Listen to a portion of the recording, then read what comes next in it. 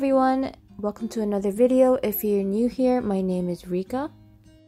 Today I will be painting an order which is a family of 4. I'll be using acrylic paint, and this is being painted on a 30 by 40 inch stretched canvas. The one painting right now is my sister Nadine. Sometimes I ask her to help me with the more simple steps of this process, which is right now this is the underpainting, which is basically just doing a base layer of paint before I do the shading. My goal for this video is just to show the process of what I do when I'm making my paintings. If you've seen some of my other videos, I've also painted big portraits like this, big family portraits, and I also share my process in those videos. For this next step, I'm using a paint pen just to make the details in the face more visible, so that when I'm adding layers for the skin tone, the lines can still be seen, not like if it was only a pencil.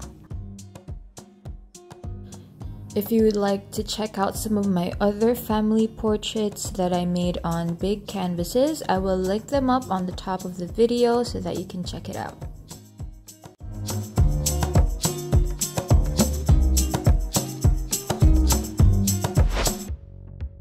Okay, so I know it looks like I skipped a bunch of steps, and yes I did. I wasn't able to record some of the other steps, so as you can see, some of the hands, the arms, and the clothes have already been done, but I still have 2 other people in this painting that I have to make, so yeah, I'll show you guys when I do that. For this step, I'm just doing the soccer ball. The ball is actually very colorful, which, you know, is pretty cute, so I was able to use a lot of color on this painting just because of that one ball. If to you it seems like I'm just all over the place when I'm painting, then you're absolutely right. Yeah. For some reason I like to hop around and do all sorts of things, different things, not in a routine pattern when I'm doing a painting. I guess that way it keeps me from getting bored of it.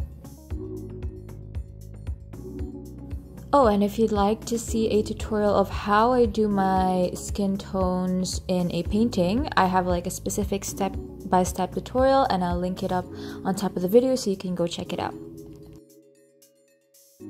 Anyway, like I was saying, sometimes you have to like leave your painting for a bit, or maybe jump to a different section of the painting, because doing one thing, at least for me in my experience, will get me really tired, and then I won't have like the motivation to be able to finish the painting. So I don't know, let me know, you guys, do you face like the same problems? Do you do the same things that I do?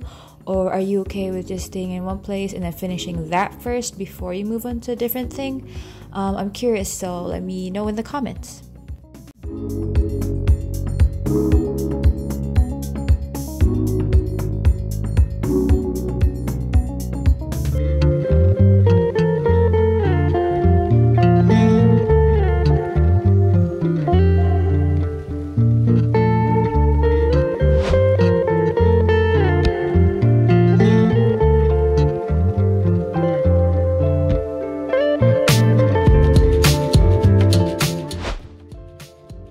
One thing I like to remind people in some of my videos is sometimes when you're painting, it'll look really bad before it starts to look better.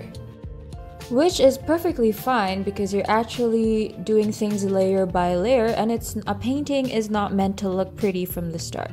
So yeah, I just wanted to remind people of that, because sometimes I kind of get sad when it doesn't look as good as I want it to look, and I'm assuming that other people feel that as well, so yeah. The key is not to give up and just keep going until you're satisfied with the painting.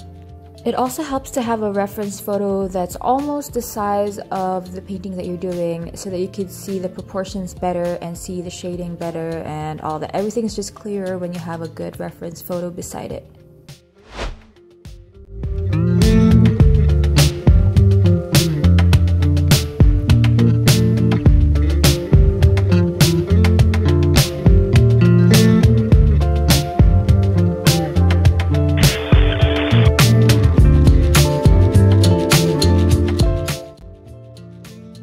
you guys are interested in a step-by-step process on how I paint clothes, I will link it on the top of the video as well.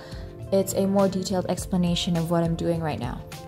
Basically, I start off with the darkest portions, which I use a very dark paint, even black paint, and then I go in with a slightly lighter shade, and then I go in with the lightest color and then the middle color, and it's a lot of just blending everything out.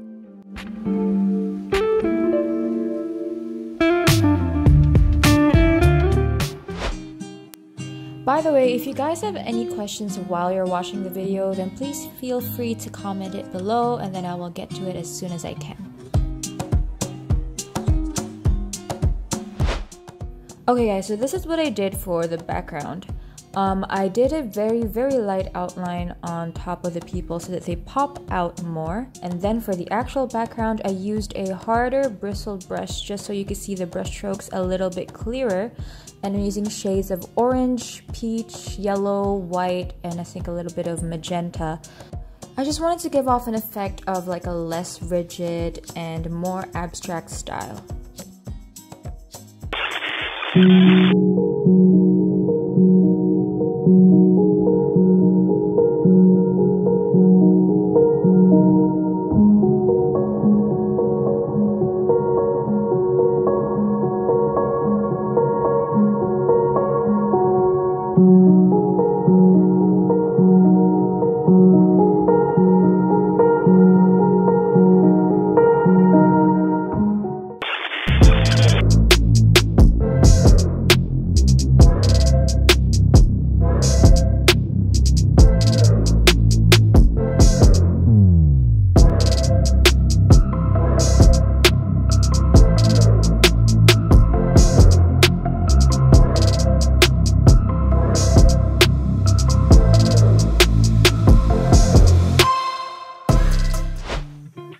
Okay, now that we're done the paintings and I've showed them to the customers, now's the time to wrap them up and get them ready to be picked up. I cut some plastic sheets just so that the front of the painting is waterproof and that nothing can get into it. And then I just wrap it all up with a brown craft paper. Then I tie it all up with a tweed yarn and then add my thank you card and my business card along with it. I don't know about you guys, but I really love doing this step. I love wrapping up the paintings. I also love gift wrapping actually for some reason. I don't know, does anyone else like gift wrapping or is it just me?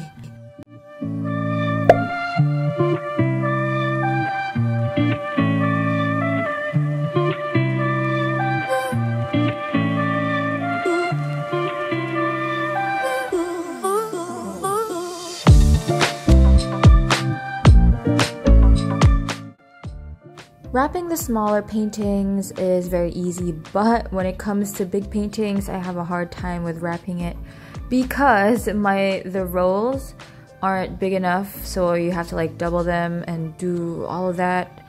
But I still do it in order to protect the painting. And yeah, as you can see, I didn't cut enough paper. I don't know why I did that. I didn't measure or anything, so I had to like wrap it again, at least that part, in order to close everything up. Anyways, this is basically close to the end of the video, so I will say goodbye now. Thank you guys so much for watching, and if you guys like these type of videos, please subscribe, and I'll see you on the next one.